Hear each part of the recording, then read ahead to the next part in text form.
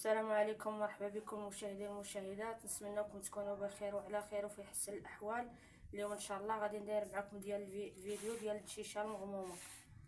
راني دايره هنا حكه الشحمه والمطيشه والبصله، وندير الربيع وندير الملح، ندير شويه ديال الزيت. راني دايره الشحمه وندير سكين كبير وندير الخرقوم. تحميره ما نديرهاش، حبه كحله ما نديرهاش. درت سكين كبير، راني ندير الخرقوم،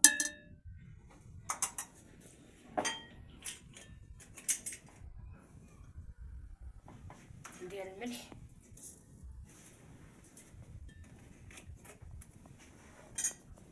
ندير شويه ديال الزيت. راني دايره الشحمه،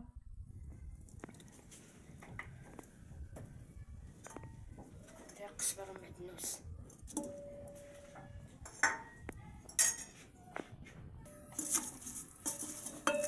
غادي تقلى شويه وندير الماء.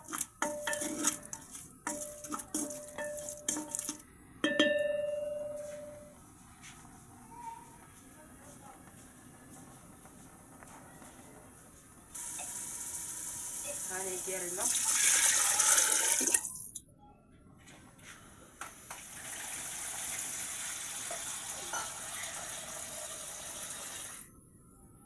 غادي ندير الماء القدر لي ما تجينيش يابسه بزاف، ما تجينيش جاريه بزاف.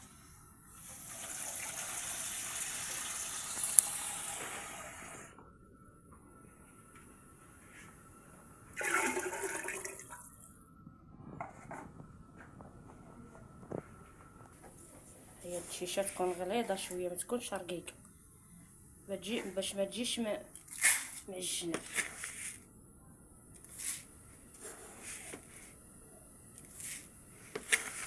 ندير 4 المغارف.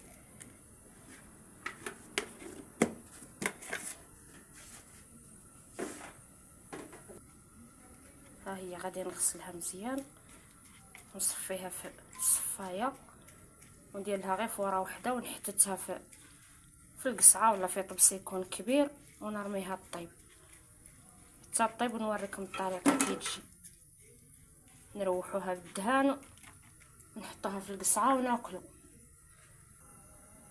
ها هي الدشيشه اللي غسلت، غادي نديرها هنايا في الكسكاس حتى تفور، ونحتتها في الطبق ولا في القصعه ولا المهم اللي كان موجود، وديك الساعه نرميها في الماء الطيب. منين طيب غادي نحطها ونوريكم الطريقه كي تجي. نروحها بالدهان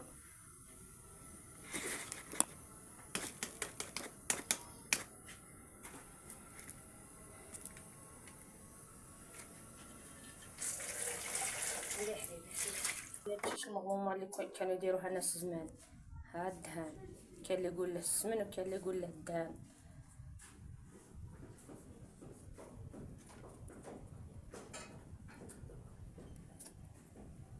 ايوا نتمنوا هذا الشيء يعجبكم.